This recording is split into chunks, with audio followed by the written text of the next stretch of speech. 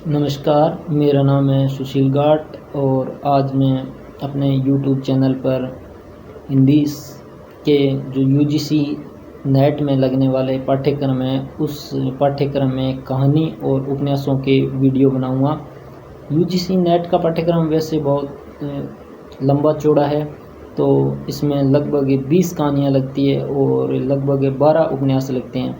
तो उन कहानियों में से 20 की 20 कहानियाँ हैं वो मैं पहले पढ़ूँगा, उसके बाद जो उसके मुख्य तथ्य होंगे उस पर मैं वीडियो बनाऊँगा, जिससे कहानी के मुख्य पात्र या पात्रों के कथन, कहानी का प्रकाशन, इस तरह से वीडियो बनाऊँगा जो लगभग एक कहानी पर 4 या 5 मिनट के होंगे।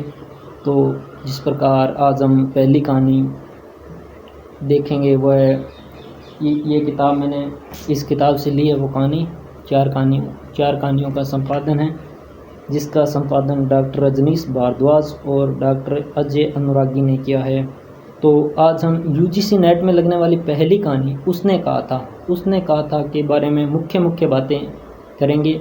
और आप मेरे को कमेंट के माध्यम से ये भी बताएं कि आगे जो मैं कहानियाँ पढ़ूँगा उसके बारे में आपको बताऊँगा कि मैंने ये कहानी कहाँ से पढ़ी है और मुख्य बातें भी बताऊँगा। लेकिन आप मुझे कमेंट में ये बताएं कि इस वीडियो में और क्या सुधार करना चाहिए। तो आज की कहानी हम देखते हैं, उसने कहा था।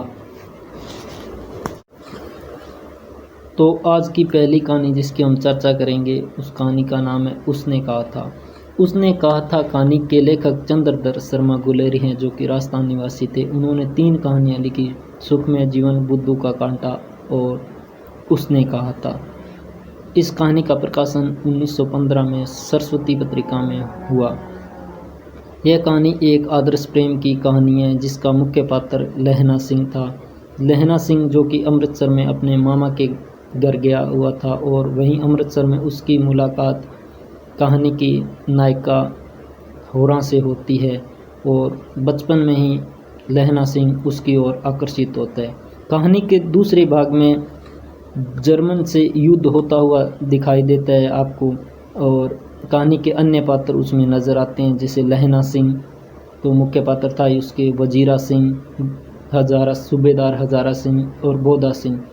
कहानी के तीसरे भाग में जो है वो एक जर्मन अधिकारी लप्टन साहब का भेष लेकर आता है और कहानी के तीसरे भाग में जर्मन अधिकारी लेफ्टिनेंट लप्टन सिंह के भेष में आता है और अन्य सिपाहियों को पीछे की ओर भेज देता है और लहना सिंह को उस पर शक होता है कि यह लेफ्टिनेंट लप्टन सिंह का भेष बदल कर आया हो और लहना सिंह उसे पहचान लेता है और मार देता है। कहानी के चौथे भाग में फ्लैशबैक दृश्य मिलता है, यानी फ्लैशबैक का मतलब है कि कहानी की पहले की बातें बताई जाती है, जिसमें लहना सिंह अभी चौथे भाग में लहना सिंह है वो नंबर 77 राइफल में जमादार हो गया है।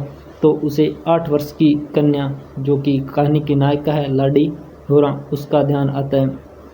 तो उस दृश्य में वह बताता है, उस भाग में वह बताता है कि जब वह अपने मांझे गांव से आया तो उसे सूबेदार हजारा सिंह की चिट्ठी मिलती है और वह बोलते हैं कि लहना सिंह तुम आते हुए मेरे गांव से आना। और सूबेदार ने जो हजारा सिंह की पत्नी लाडी होरा होती है वो उससे बातें करना चाहती है।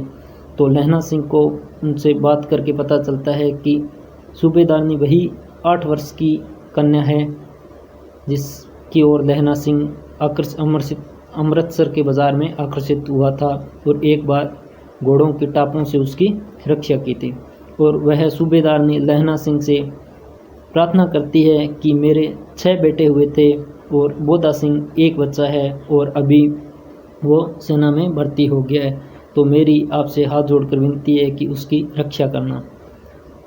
तो लहना सिंह वहाँ से उसके साथ आ जाता है।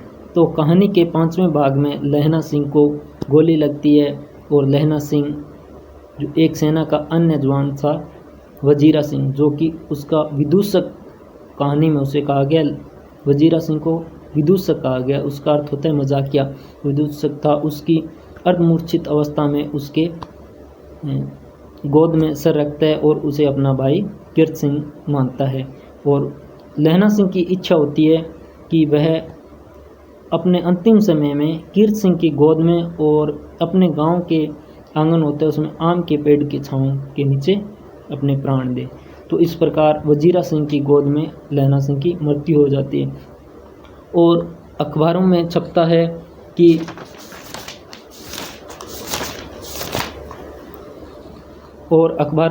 कि फ्रांस और बेल्जियम 68वीं सूची मैदान में जमादार नंबर 77 का सिख राइफल्स का जवान लहना सिंह की घावों से हुई मृत्यु। तो ये है कहानी उसने कहा था का सार।